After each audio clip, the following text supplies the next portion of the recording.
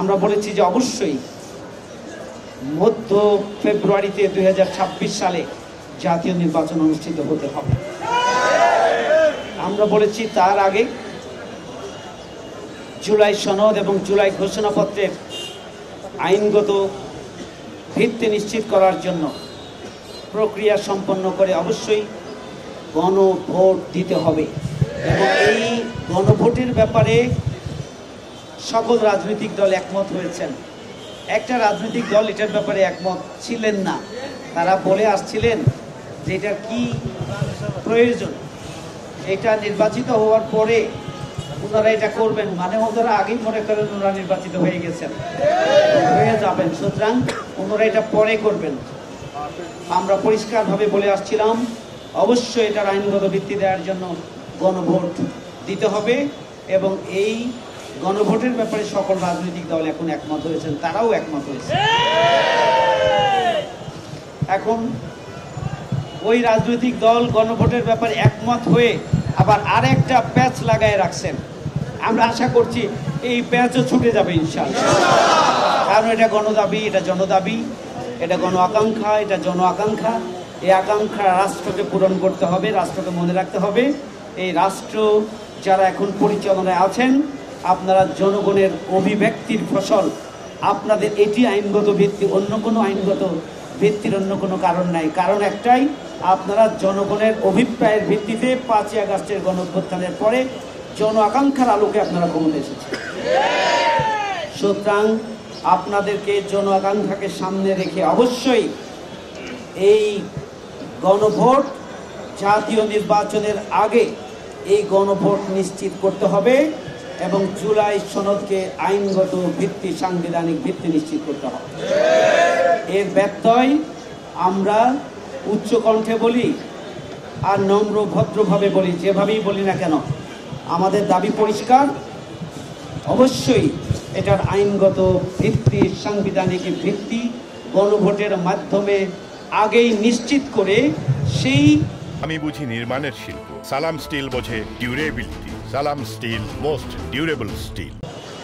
জুলাই সনদ ঘোষণাপত্রের আলোকেই প্রথম পদক্ষেপ হিসাবে আমাদেরকে পিআর পদ্ধতির মাধ্যমে জাতীয় নির্বাচন সম্পন্ন করতে হবে। এর বাইরে অন্য কোনো চিন্তা লাভ হবে না, কারণ আমরা মাঠে আছি, আমরা রাজপথে ছিলাম, আমরা ফ্যাসিস্ট অপশক্তির রক্তচক্ষুকে পরোয়া করি নাই। সুতরাং আমরা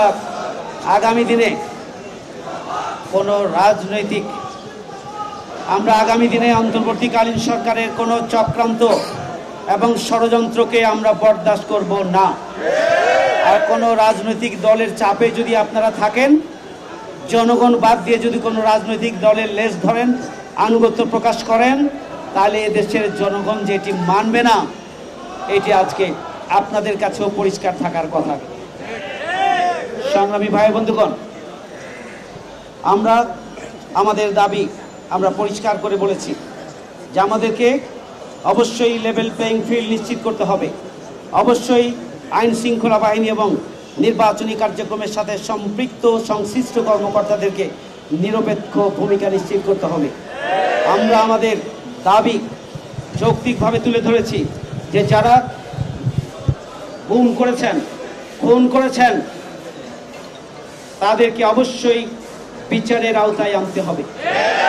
আমরা মনে করি যে ন্যায় বিচার হওয়া উচিত, বিচার অবশ্যই ইনসাফপূর্ণ হতে হবে, বিচার অবশ্যই অপরাধী যেই হোক না কেন তাদেরকে বিচারের আওতায় আনতে হবে।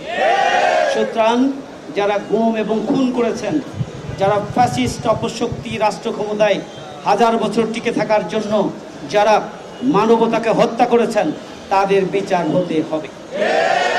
এই বিচার অবশ্যই দৃশ্যমান হওয়া উচিত। আমরা বলেছি এই ফ্যাসিস্ট অপশক্তির দোসর যারা ফ্যাসিস্ট ওঠার জন্য বারবার পাতানো নাটকে অংশগ্রহণ করেছেন, ওই জাতীয় পার্টি এবং বাম রাজনৈতিক দলগুলো যারা শেখ হাসিনার হাতকে শক্তিশালী করার জন্য নাটক মঞ্চস্থ করেছিলেন, শেখ হাসিনার নাটকে যারা অভিনয় করেছিলেন, তাদেরকে অবশ্যই তাদের কার্যক্রম নিষিদ্ধ করতে হবে এবং তাদেরকেও বিচারের আওতায় আনতে হবে। আমরা পরিষ্কার করে বলেছি।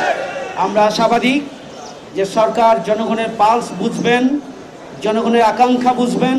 কোন রাজনৈতিক দলের চাওয়া পাওয়ার দিকে নজর না দিয়ে, কোন রাজনৈতিক দলের আনুগত্য প্রকাশ না করে জনগণের আনুগত্য প্রকাশ করুন এবং জন আকাঙ্ক্ষা, গণ আকাঙ্ক্ষা, গণ দাবি মেনে নিয়ে 5 দফার ভিত্তিতে আগামী দিনে একটি নির্বাচনের পরিবেশ নিশ্চিত করেই আমরা এদেশে একটি উৎসব মুখর, সুষ্ঠু, স্বতঃস্ফূর্ত, ফ্রি এবং ফেয়ার নির্বাচনে আমরা যেতে চাই।